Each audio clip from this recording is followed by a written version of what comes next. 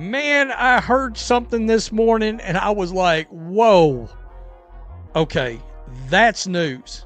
That's news. We got two things. We've got David Sampson, who is a very well-known, well-respected... David Sampson doesn't mince words. Former Miami Marlins president for 16 years, current business sports analyst, alongside the former CEO of ESPN. When he talks about sports business, people listen. And what he just said on the Dan Levitt Show should terrify every WNBA player. And the owners will end the WNBA. Really trying to get a landing spot for tons of issues, not just housing or minimums or tagging a percentage of revenue. If the players are not going to move on a revenue split versus derive revenue share off of a fixed number, what is your opinion on what happens? Maybe the end of the WNBA. The Players Association just authorized a strike. They can walk out at any moment. Meanwhile, the owners put a new offer on the table that would fundamentally transform player compensation. But there's one thing the players want that could end everything, not slow it down, not delay negotiations, end the league entirely. Every player is a free agent. All of them want money and need money. If you have a well-capitalized and well-funded business, the way Project B may be, that could be the end of the WNBA. And I promise you that Adam Silver is thinking about that, and the players are thinking about that. How real is that? Project B is paying multimillions to individual players right now. Unrivaled is backed by serious money. Every single WNBA player becomes a free agent if this deal falls apart. Sampson sees what most people are missing. This isn't just a negotiation.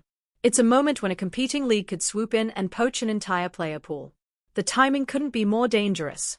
Does what you're saying, how probable is that? It'll be unpopular if the WNBA folds. Unpopular to who?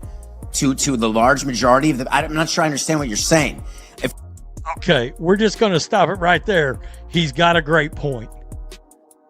Unpopular to what? Even with all the new fans, 2.5 million people? If they're gone tomorrow, 2.5 million people. And that's on the very high end. Dan Levitt asked the critical question. In a culture where the WNBA has never been more visible, how could the league possibly fold? Wouldn't that be massively unpopular? Sampson's response cuts through the narrative like a knife. Unpopular to who, exactly?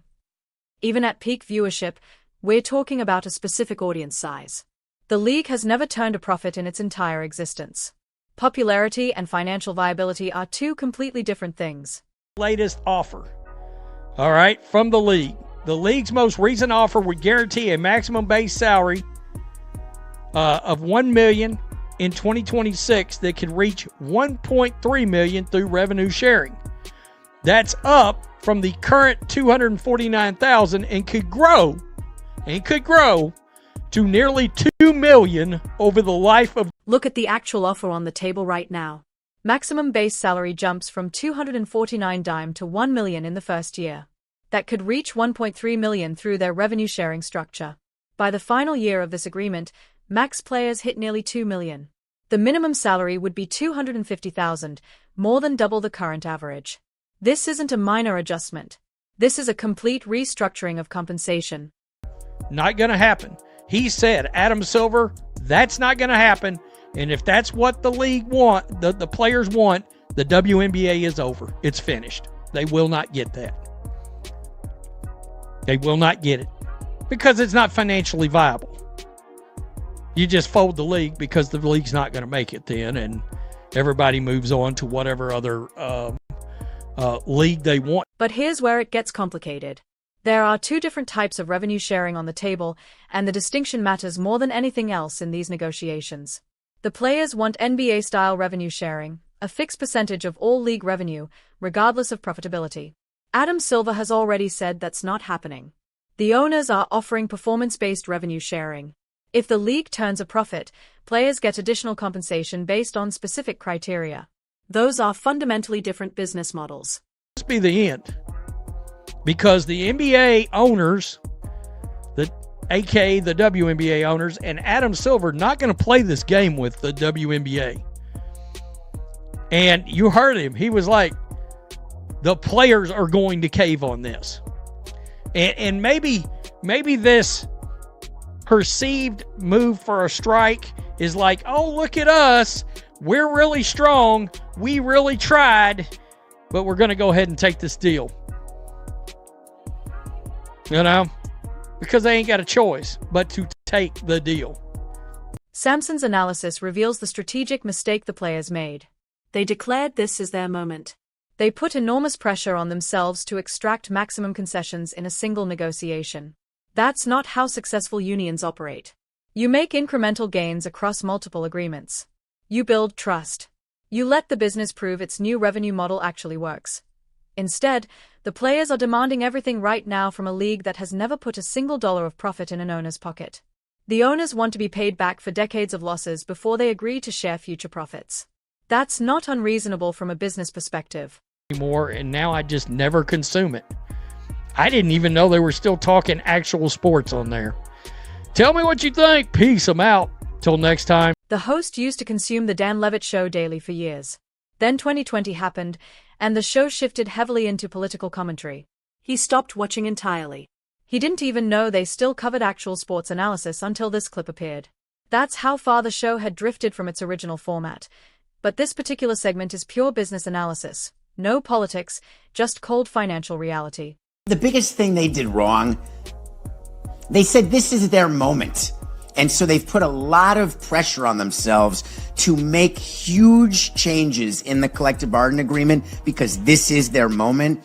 What you try to do is make incremental benefits through the course of multiple agreements. Listen to what Sampson actually said. Maybe the end of the WNBA, not as hyperbole, not as a negotiating tactic, but as a genuine possibility.